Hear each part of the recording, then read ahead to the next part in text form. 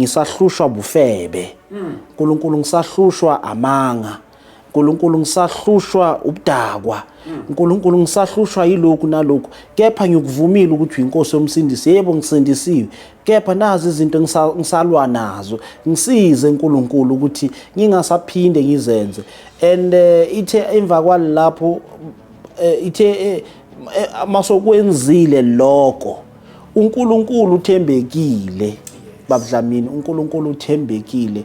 Yabona mina even noma ngihamba la endleleni ngeke ngiwabone nje ama prostitute angisana lento lena ngeke ngibabone nje ngiyababona ngibabone uyayibona but anginalento lena ukuthi uyayibona because of why ngivele sobala kuNkulunkulu ngamtshela ngaleyo nto leyo uyayibona because uNkulunkulu once wamtshela ngaleyo nto leyo angeke usazinaka zonke lezo zinto lezo. Angeke usazinaka and angeke futhi usazi entertainer futhi because of why uNkulunkulu ke ukusizile isikhathi masilokhu siya. Shalom saints, ngithemba niyaphila. Ubufakazi balensizwa bunamandla kakhulu. Isikuyafika la kade ikhuluma about ukubambeka esonweni sokuthenga ama-prostitute. Do isinisiwe yayiveza lapho ukuthi sometimes izothenga i-prostitute yethi ibheke esontweni izinto kanjalo. Things umfakela ilink ye-previous episode.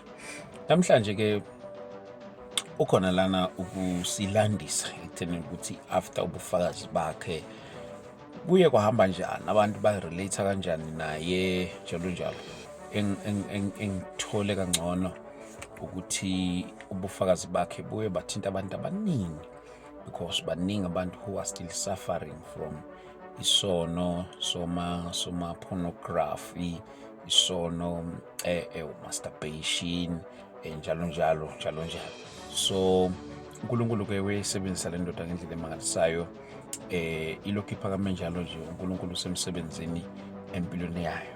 So ke sinayekela namhlanje ukusilandisa futhi ekuthenini ukuthi iqhubha njani impilo njalo after ekwazile ukuthi ashare le episode le lobafakazi esasi nabo lapha kuqala. Ngiyacela ukuthi sihlangane lapha ku-comment section afowethu. God he is indeed at work. uNkulunkulu usemsebenzini ngendlela emangalisayo. I believe and I hope ukuthi niyabusiseka ngazo zonke lezi inkulumo ezikhulumeka khona lapha kulama platforms wethu. Inkosi ayingcine ke inibusise ke. Asihlangane lapha ku-comment section. God bless you. Baba siyabonga egameni likaJesu Kristu waseNazaretha.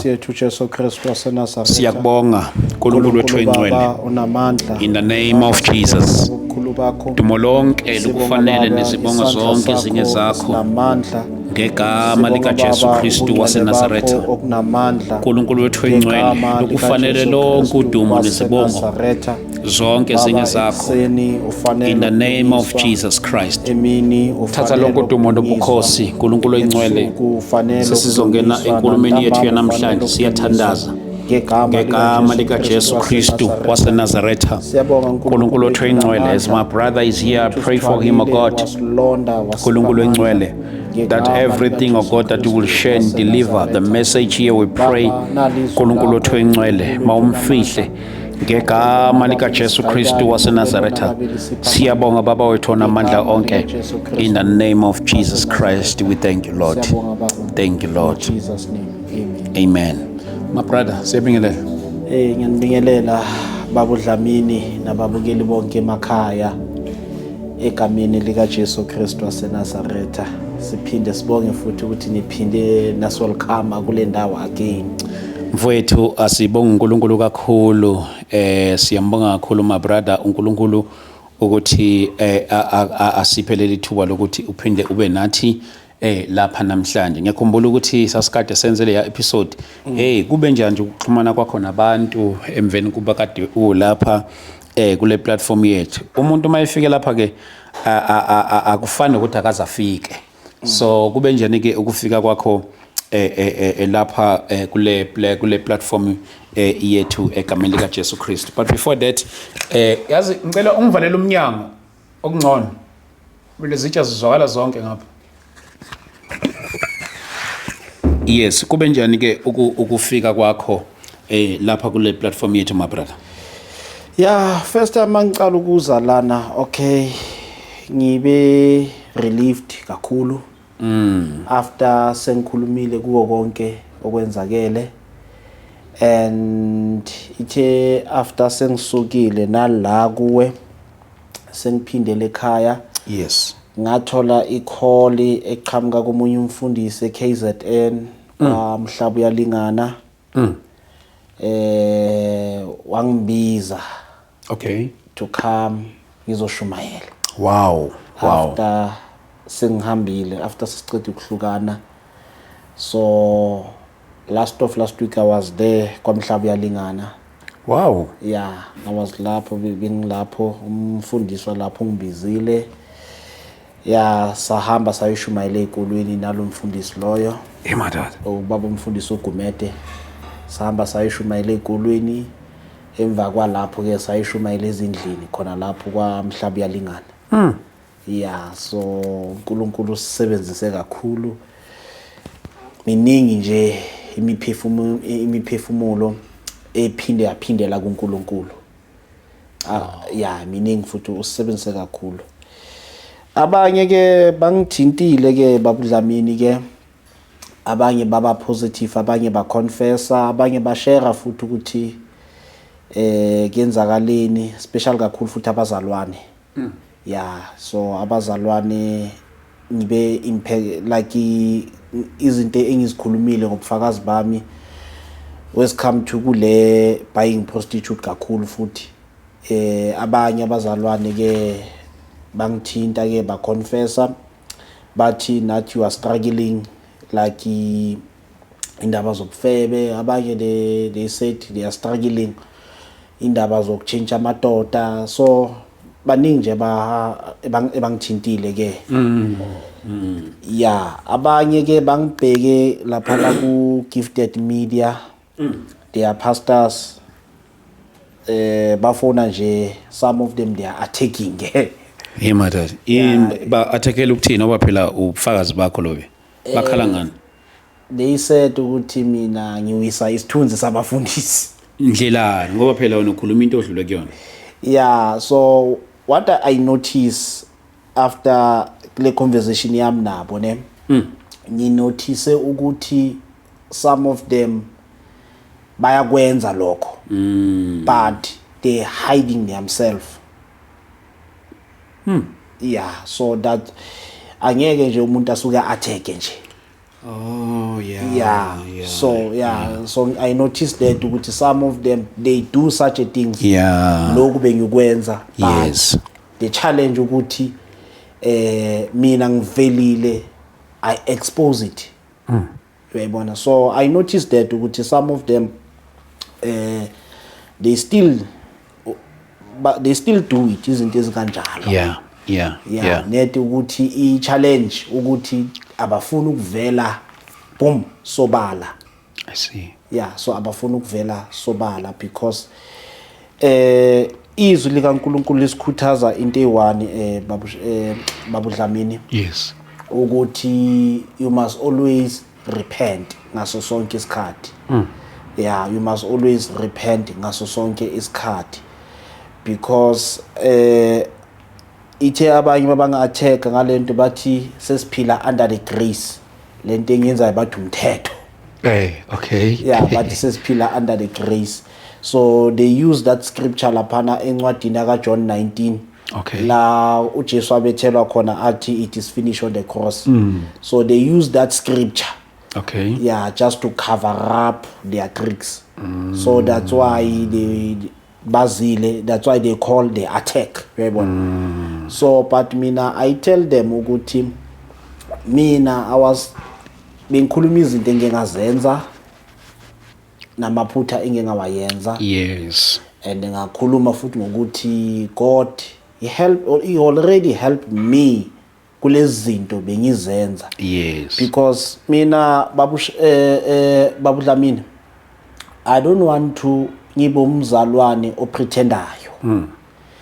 Mina ngifuna ukuthi like ngibe realistic. Yes. Like ngiphume sobala. Yeah. Yes, because abanye abazalwane babangithinta bavele sobala. Ukuthi we are struggling. Uyayibona? Net ukuthi thina asinaso isibindi sokuvela ukuthi sikhulume. Okay. Yes. So abanye they talk like ngibe ne conversation enkulu kabi nabanye abazalwana abaningi. Special futhi abo baba sebashadile, abo baba sebangena emshadweni. We had a lot of conversation enjalo. Cabanga babla mina angakashada, angazi neke into zomshado. But ubaba oyangifonela ukuthi mfowethu ngicela ungithwale emkhulekeni. Ngiyakwenza lokho, nginonkosikazi, ngiyakwenza. I was so amazed ukuthi hayibo baba omdala kanje. He do such a things like that. Uyabo, so ngathi hayi no baba, wena into ekumele uyenze, go tell your wife the truth. And before you telling the wife the truth, starting kuNkulunkulu kuqala ukuthi akunike isibindi ukuthi utshele umkakho ngalezinto ozenzayo. Correct. Uyayibona? So umcele futhi uNkulunkulu ukuthi akuhambele phambili. Yes. Uyayibona? Umcela uNkulunkulu ukuthi akuhambele phambili mayoqala uapproacha umkakho. Yes. Ngaleso simo lesi osenzayo. Yes, addicted kuso because of why?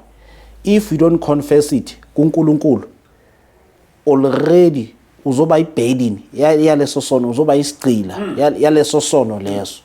So the more you tell God ngaleso sono leso, is easy ukuthi umtshele nomkakho uzithobe. Uyayibona? So uNkulunkulu uzokusiza ngaleyo ndlela leyo. Yes, uzokusiza. So we have sibe ne conversation enkulu naleyo baba loyo. So nakhona futhi waphinde wabuya kimi again ukuthi uend up amtshela umkakhe. Yeah, uend up amtshela net nje uthe kwamanje isimo sikakabi right. Yeah, isimo sasendlini asikakabi right. So bengithe uNkulunkulu uzamsiza ekuhambeni kwesikhathi.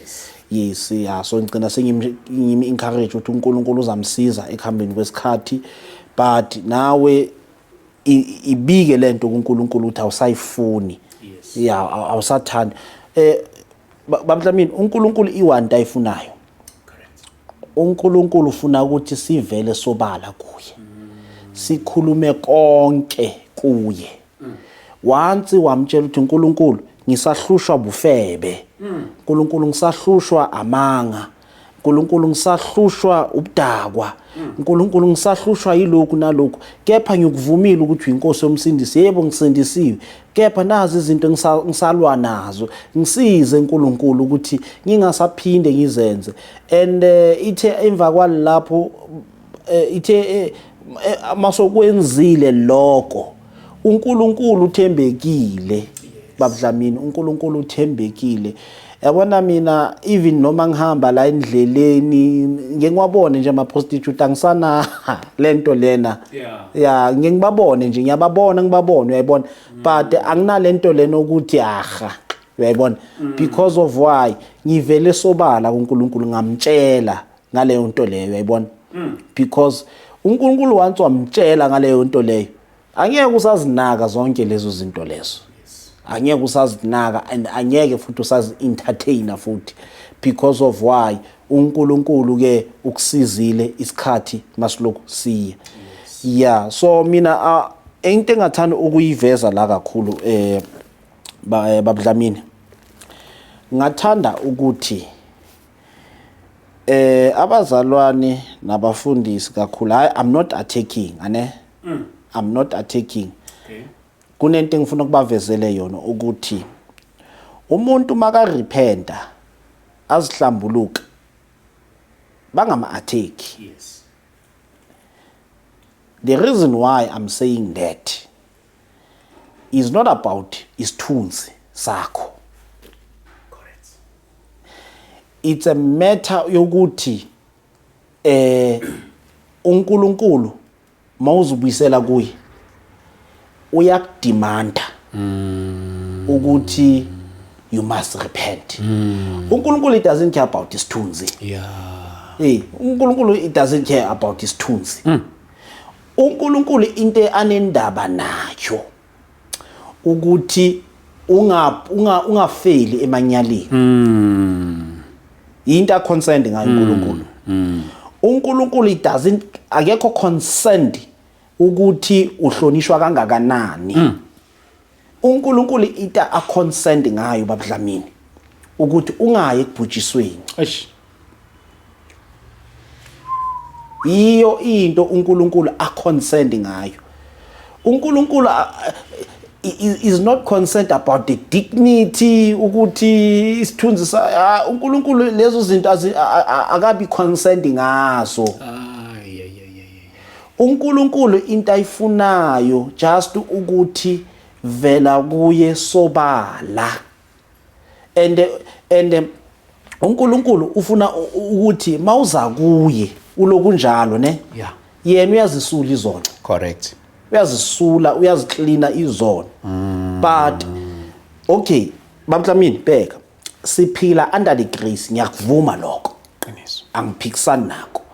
But uJesu akazange athambo yenza isono ngamabomu. Yes usifela izono zethu. Usithwalile izono zethu. But akathi hambo yenza isono ngamabomu. And lithi iBhayibheli if umuntu awona eyazi lithi iBhayibheli akusana kuthethelela from lapho. So indaba engafuna ukuthi engifuna ukuyigcizelela kakhulu ba encourage futhi abazalwana abaningi ukuthi abaqhubeke bahlambuluke izono zabo. It's not about ukuthi dignity yakho or it's not about ukuthi isithunzi sakho. It's not about isithunzi lana. Yes. It's a matter ukuthi mawuhlambuluka kanjalo ukwazi ukuba nokuphila okunaphakade. Yes. It doesn't matter ukuthi uhlazo lungakanani. It doesn't matter uhlazo lana. Powerful. It's a matter ukuthi uhlambuluke kuNkulunkulu uvele sobala kuNkulunkulu. baBdlamini, what I learn about God? Yes. I learn ukuthi uma uzivuma izono zakho, uma uzishiya, yena uzokwenza uzoba nomusa phezulu kwakho. Why aba nomusa phezulu kwakho? Is because you confess your sin. Lana it's a matter ukuthi we need to confess our sin. And you can't hide izono zethu. Angeke sikwazi kuyifihla. Yes. baBdlamini benginalento leyo ukuthi that thing saqhubeka ukuthenga ama prostitute benginalento leyo ukuthi akekho ngibonayo. But I forgot one thing ukuthi it's only God obonayo. And uyakubona ukuthi lento yenzayo is totally wrong. Ngicela siye lapha in the book of Proverbs 28. So in the book of Proverbs 28 kunamazwi lapha engifuna ukuthi sithi kwabheka. And ku Proverbs 28 and bengifuna just ukuthi sithi ungena kuyo kuleli lizwi leli because leli lizwi leli la ngisiza kakhulu Mr Dlamini la ngisiza kakhulu and ilona futhi elingenza ukuthi ngibuyele more again ngigcile kakhulu futhi kuNkulunkulu.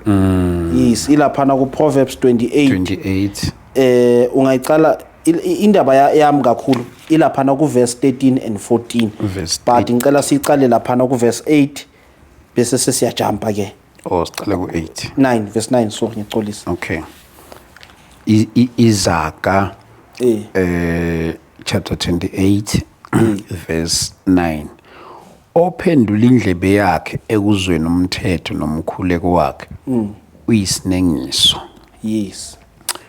And then bese sijumpela siya ku verse 10 uthini? Siya ku 10. Odukisela abaqothe endleleni embi uyakuwela emgodini wakhe kepha abapheleleyo bayakudla ifa lokuhle. Yes. So if uphenduke, if uduksela abaqotho, if let's say uthatha abangcwele uyabadukisa, lithi iBhayibheli usigubhele wakho umgodi. So bese lapha ku verse 9 ikhuluma ngokuthi you must always listen uNkulunkulu. You must always listen umthetho kaNkulunkulu. Okay. So uma ungafuni ukumamela izwi, if ungafuni ukulalela uNkulunkulu or ungafuni ukulalela umthetho kaNkulunkulu, which means umkhuleko wakho uyisinengiso. If ungafuni uNkulunkulu makathi repent, uNkulunkulu makathi phenduka kulento oyenzayo, bese ungafuni uzwa, lithi iBhayibheli umkhuleko wakho uyisinengiso kuNkulunkulu. Kahle kahle, which means uzabuthandazela ubuyize kahle kahle. Because of why? It's because you don't want to repent. That's right. So lento lena isifundisa ukuthi you must always repent kuNkulunkulu. Powerful. Asiye ku verse 13. Okay. Yes. Verse 13. Ofihla iziphambeko zakhe akaye kuphumelela, kepha ozivumayo azishiye uyakuthola umusa. Yes. So lithi ofihla impambeko zakhe akayi kuphumelela. Mamela, the more ene benginayo lonto le ukuthi the more ngizifihla, ane the more izinto, the more ubumnyama buba khona phezukwami. Why buba khona phezukwami? Buba khona is because I hide my sin. Buba khona is because ngifihla impambeko zami. So instead ukuthi shiya, ngizofuna ukuziprotecta. So this nowadays babudlamini lento yokuthi sesiphila under the grace. Yes, siphila under the grace. Yes, ngiyakuvuma siphila under the grace. Siphila under the new covenant noJesu. Yes, ngiyakuvuma konke lokho. But igrace singayi abuse. Igrace kaNkulunkulu singayi abuse. Lo musa uNkulunkulu asinike wona singawu abuse. uJesu akathi hambani noyenzani izono bese niphinde futhi nibuye futhi. Akasho njalo uJesu. uJesu uthi repent mawuceda wenze njani ushiye. Ane so lana ithi umuntu ofihla impambeko zakhe akayi kuphumelela, kepha ozivumayo ozishiyayo uyawuthola umusa. Umusa uthola kanjani? Uthola ngokuthi uyazishiya, uyazilahla ngamanye amagama. That's powerful. Yes. Umusa sokuthola ngalokho ukuthi uyazishiya, uyazilahla ngamanye amagama.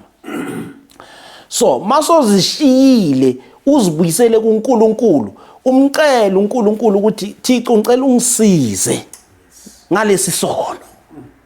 Uyabona? The more usifihla usihide, kulapho inkinga iba khona. And iba khona kanjani inkinga? Iba khona ngokuthi awuzivumanga. Iba khona ngokuthi awufuni ukuzishiya. This nowadays Mr. Dlamini. Yes, sir. This nowadays siphila la enkatini ezimbi khona. Yes. La inhlambuluko khona ingasabi khona. Yes. And mawuqala uthi uyahlambuluka and baqabanga they will say ngokuthi umthetho kaMose lo, they will say that. Yes. Because they will say that ukuthi umthetho kaMose lokho ukuthi uyahlambuluka. But uma ungahlambuluki kunento enginotisile about thina the Christian, thina bazalwane. Yes. Mawuqala ukhuluma iqiniso, Okay. they will start to hate you. Mawuqala ukhuluma iqiniso, they will start to hate you. But uma ungalikhulumi iqiniso they will love you. Yes. Uyayibona ukuthi lento inje Yeah, true. it's a vice versa. Yes. Because of why it's a vice versa. So usathane unipoptize ingqondo zabo ukuthi mawukhuluma iqiniso they will start baqale bakuzonde because you are telling us the truth. Uyangithola? So mawuqala uvela uhlambuluka izono zakho they will say ukuthi uzenza umuntu ongcono. They will say that. Okay, omunye uze wangithinta athi bongamelanga ngiyokhuluma izinto kuma social media. Okay. So moyo uzwangifonela athi bongamelanga ngikhulume ku social media le uthi siyenzeni ngalento ukwazenza. Uyayibona? So basho kanjalo bakhuluma kanjalo, uyayibona? So abanye ngabaphendula ngokuthi nihlulwa ubrother Enigma. Uyanihlula. Yes, it's true. Uyabahlula. Yeah. Yes, uyabahlula because ubahlula ngani? Because uhlezi akhuluma izinto is not aligned to the word of God. But umuntu ayeba am-attack, we understand? But umuntu okhuluma, umuntu osihlambulukayo, ozivuma izono zakhe, they will say ukuthi uyisela isithunzi sethu phansi singabafundisi. Because the problem they concerned about is isithunzi. There's something so profound eshiwele insizwa la ukuthi abantu abaningi they are more concerned of their dignity. That is why kwesinye isikhathi uthola ukuthi umuntu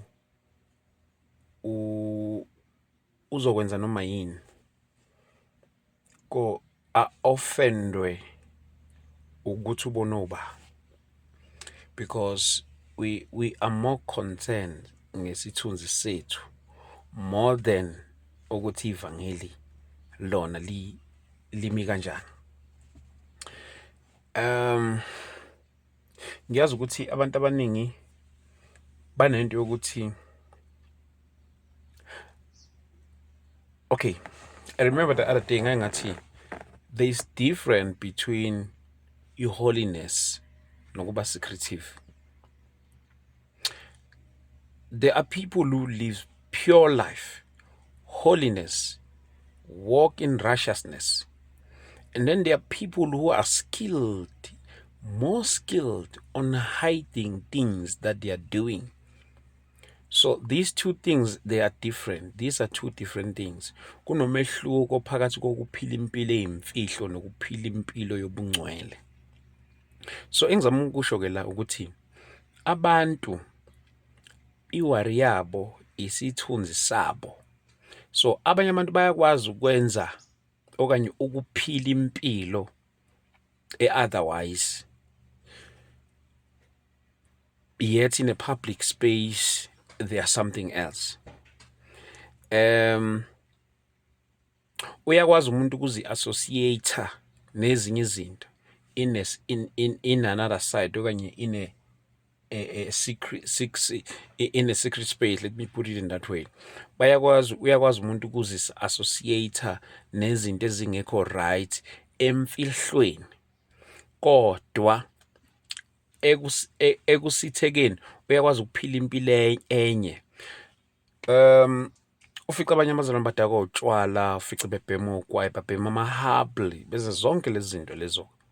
You see, athuswe ukuthi ubone ubani, angathuswa ukuthi lento ayenzayo ayikho wrong na.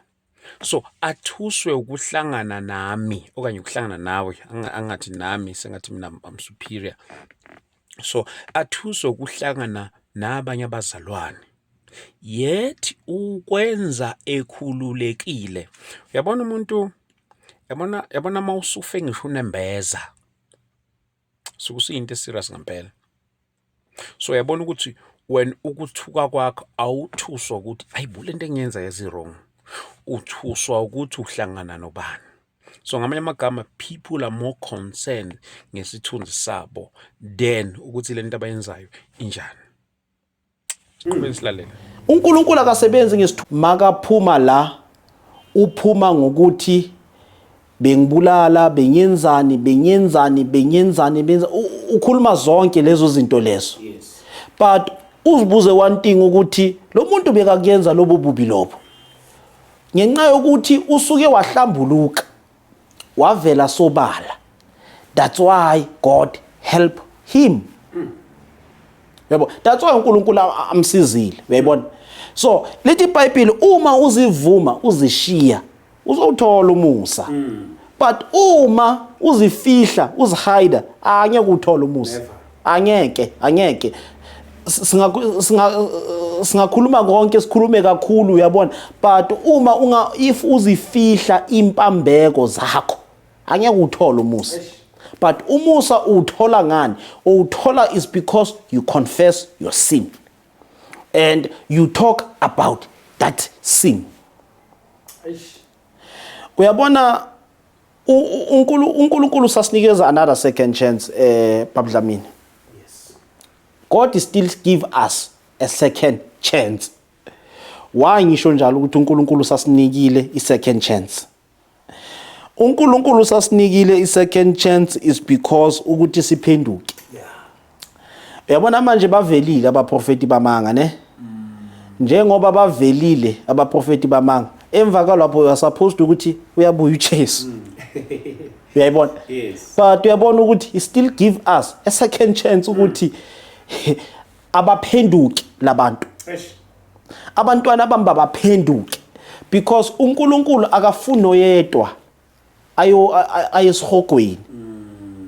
So lo musa lona uNkulunkulu usasinike wona ukuthi siphenduke, sibuyele kuye. You must repent, sibuyele kuye. That's powerful.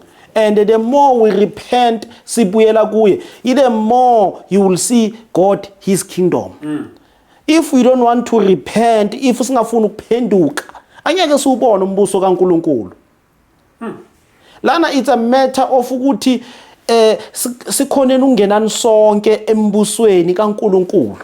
Yes. Is not a matter of isithunzi. It's not a matter of dignity.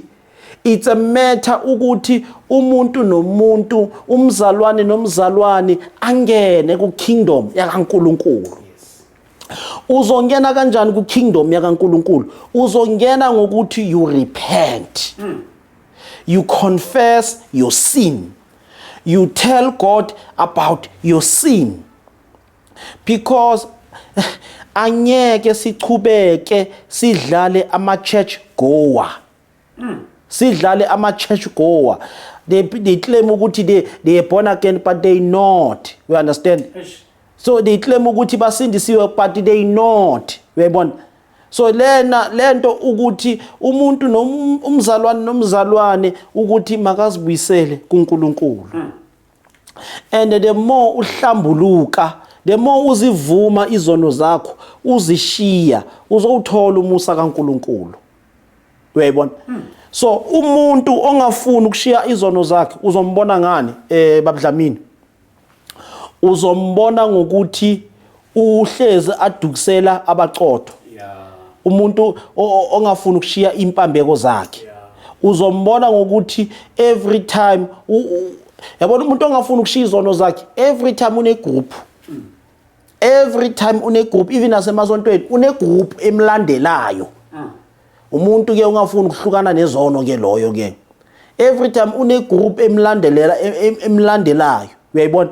So that's why kuyakuphoqa ukuthi as umzalwane umntana kaNkulunkulu shiya phansi.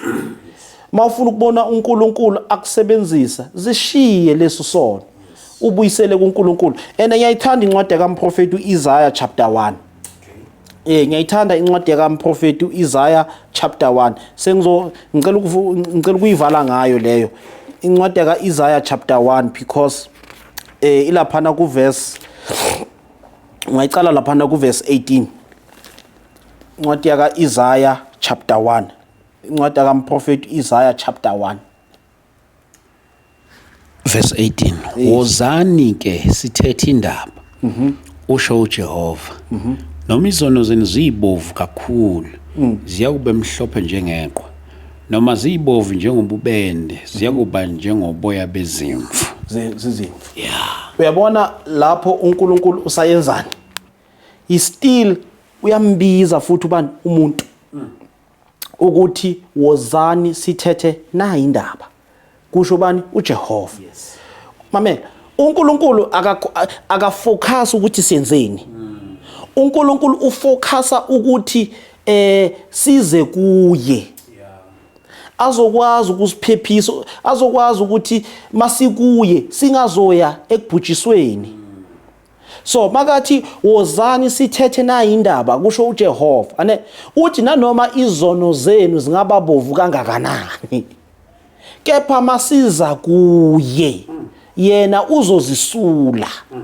Yena uzozisula izono zethu as long you repent uza kuye. Uthi uJesu lapha encwadini kaMatthew 11 verse 28 uthi nina laba enikhathele nenisindayo uthi izanini kimi and ngizonenzani ngizoniphumuza. So uJesu akakhulumi ngomuntu osindwa inkinga. uJesu ukhuluma ngomuntu osindwa yizono. So ingakho athi nina laba enisindwayo nenikhatheleyo izanini kimi mina ngizonenzani ngizoniphumuza. So uJesu ukhuluma ngomuntu osindwa yizono. So uma isono sikusinda nangu uJesu is free of charge, mahala. If izikusinda izono zakho woza kuJesu, yena uzokuthula lesono esikusindayo woza kuJesu. And uJesu ufuna ukuthi uze kuye uloku unjalo. Akudingeki ukuthi ube perfect. Akudingeki ukuthi uzihide. No. Uthi woza nazo ziloku zinjalo. Yena uzozisula. But uma uzifihla, uzifihla, if uzifihla, ungafuni ukuvela sobala kuzo, ungafuni ukuzishiya, uzokusiza kanjani uJesu? uNkulunkulu uzokusiza kanjani uma uzifihla, uzihide? Uzokusiza kanjani? But uma uza kuye, yena uthembekile, uzozisula.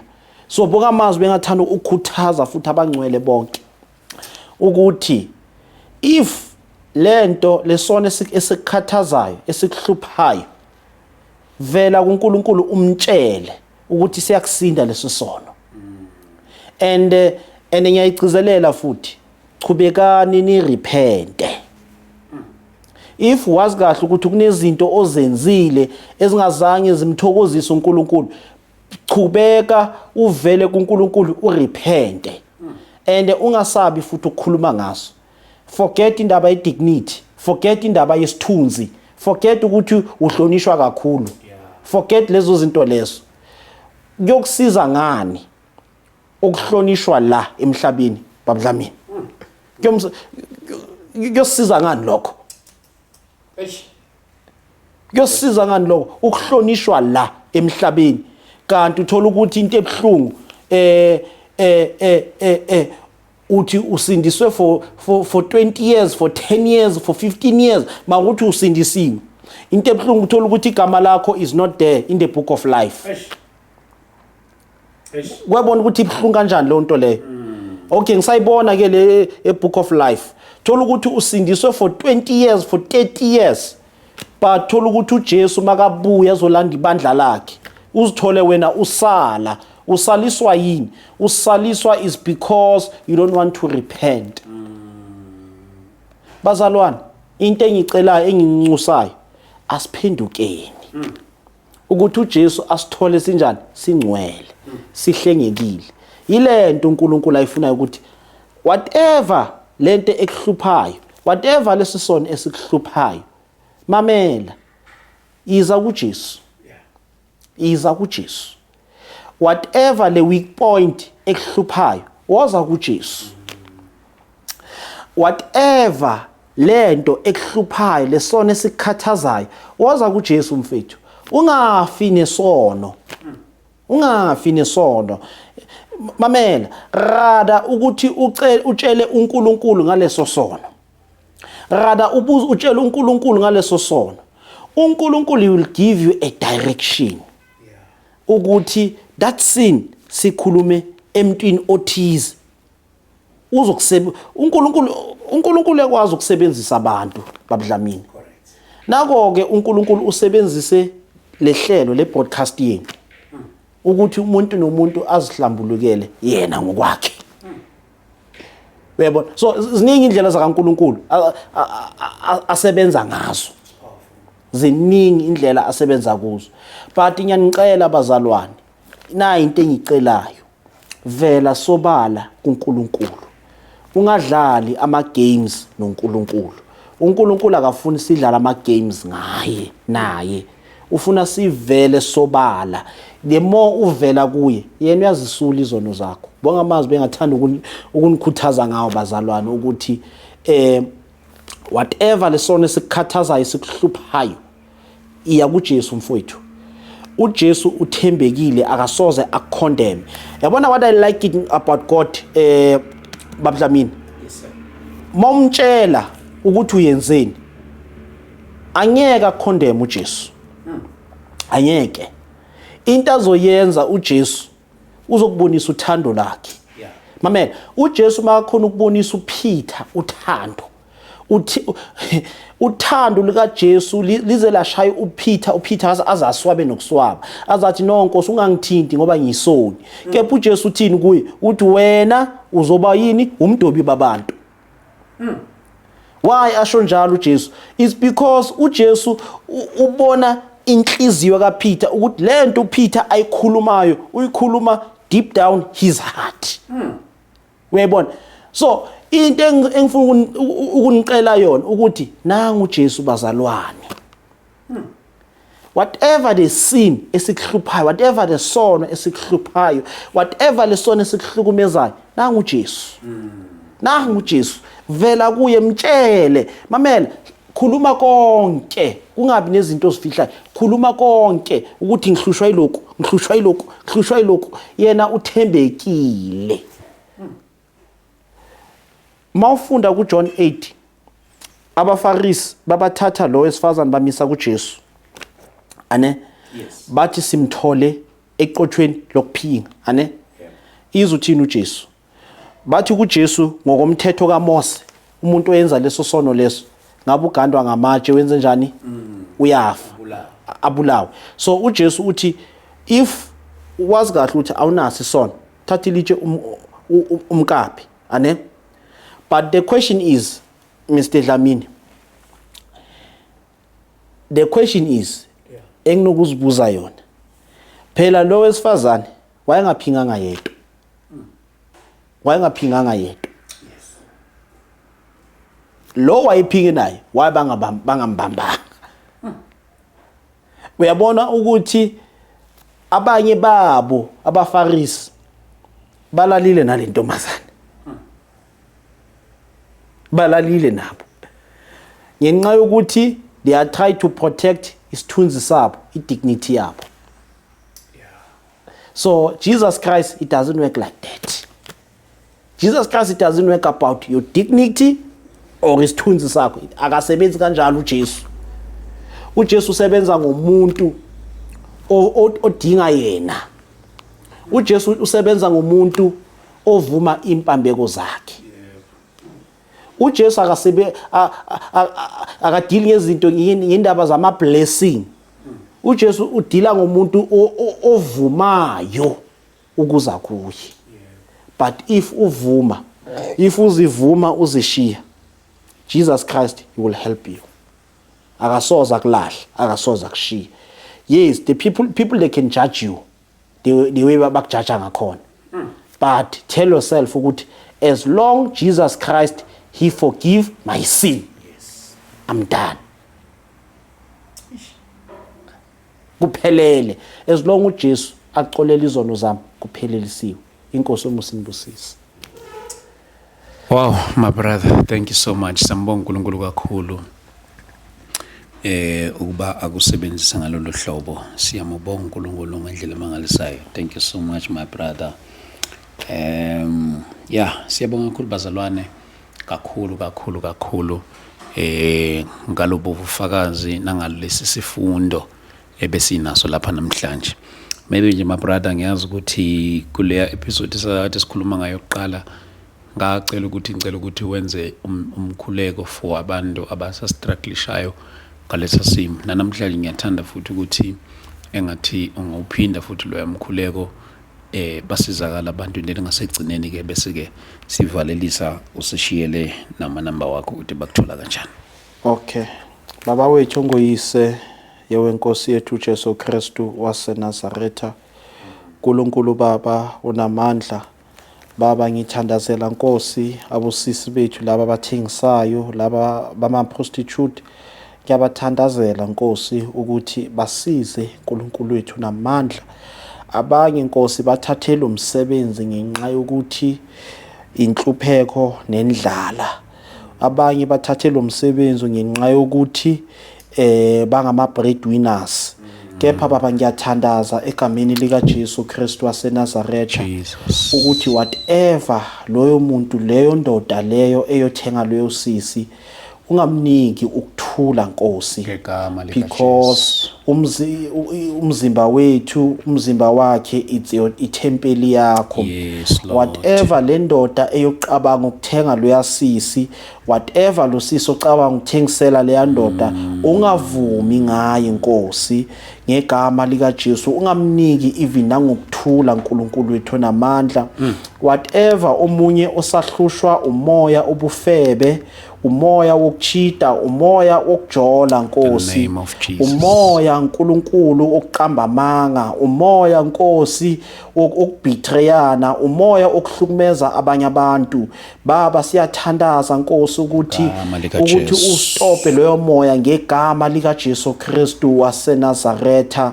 uNkulunkulu Baba onamandla, ngithandazela Nkosi ukuthi omunye nomunye osahlushwa isono sakhe, kepha Baba ngiyathandaza ukuthi msize uNkulunkulu. Mawukhona ukusiza mina ukuthi ngasakuthenga ama-prostitute, naloyo osahlushwa uqamba amanga, naloyo osahlushwa ukuyenza ububi, kepha ngiyakholwa ukuthi uzomsiza naye uNkulunkulu wethu namandla. Baba isandla sakho Nkosi masifinyelele kuwo wonke umuntu, isandla sakho masiphinyelele kuwo wonke umuntu Nkosi ngegama lika Jesu Kristu waseNazaretha. Baba siyabonga nomuso ongaka usinikeze wona, siyabonga Nkosi nethuba osinikeze lona Nkosi ngegama lika Jesu Kristu waseNazaretha. Amen. Thank you so much my brother. Siyambonga kakhulu uNkulunkulu. Bakuthola kanjani ke nabantu abafisa ukuthi baxhumane nawe ke? Okay, bangangithinta laphana ku 072 27611157. Ithi ngiphinde 072 27611157. Enye into iyasebenza na ku WhatsApp, iyasebenza na kuma call. But into engicelayo ke nginesicelo, into engicelayo ukuthi baba WhatsApp bangatype. Abasende just EVN. Nizokhumbula babukele bethu lapha emakhaya bafowethu wayichazile umfowethu ukuthi unenkinga yokungakwazi ukufunda, so kubalula ke umthumelela ivoice note ngoba uvele ayilalele okanye uyenze iphone call. But since ushiye inamba bakhona bebebhala, bakhona bebabhala but ngagcina sengibatshela ukuthi bangasabhali, basende just EVN. So abanye thola ukuthi okay abanye banokhohlwa ngesinye isikhathi. Bayakhohlwa abanye banokhohlwa. My brother siyabonga kakhulu kakhulu mfowethu. uNkulunkulu ngathi angaqhubeka nje asigcinele wena. Akuvikele uhambe njalo ubizwe lakho inkosi ekubize ngalo. Siyayidumisa inkosi kakhulu ngempilo yakho, engathi uNkulunkulu angaqhubeka nje elokhu ekufihle njalo. Siyamkhola ukuthi uNkulunkulu nangelinye ilanga uzosehlelela ukuba siqhubeke nje silokhu sizikhulume njalo izindaba zasezulwini. Siyamubonga kakhulu uNkulunkulu my brother. uNkulunkulu akugcine ke uhambe nomusa. Amen. Siyabonga kakhulu bafowethu emakhaya, uNkulunkulu ke akanifihle nani lapha emakhaya, and everyone who is struggling into whatever situation ekuhluphayo, please know that, bear in your mind ukuthi there is God. uNkulunkulu unamandla ukukukhulula kuzona zonke lezo zibopho ngegama lika Jesu Kristu. Amen. Amen. Sibonga uNkulunkulu ke bazalwane bami, siyambonga kakhulu uNkulunkulu. Madoda, limnandi ivangeli. Limnandi ivangeli. Bantwana basekhaya, how I wish wonke umuntu angayizwela ubumnandi bevangeli uma ezihlanganise nalo ngokweqiniso, wangena kulona ngokweqiniso, walizwa ivangeli lisebenze yakhe impilo. Limnandi ke bafowethu ivangeli kakhulu. uNkulunkulu ke muhle kakhulu, engathi angaqhubeka bafowethu anifihle nemindeni yenu. Ngaphandle kwalo asiyilutho, ngaphandle kukaNkulunkulu asiyilutho, ngaphandle kwevangeli bafowethu ayisilutho. Kwesinye isikhathi ungaba umuntu ukuba ukuthi by nature nje umuntu oqondile ngokwesimo sempilo, awuphuzi, awubhemi, awujoli, awenzi lutho, uphila impilo straight, but still it is never enough up until you accept Jesus Christ as your personal Lord and Savior. It is never enough. It is never enough. Impilo nje ingaye kuphela. Bafowethu, limnandi ivangeli. uNkulunkulu anigcine kanifihle. Amen.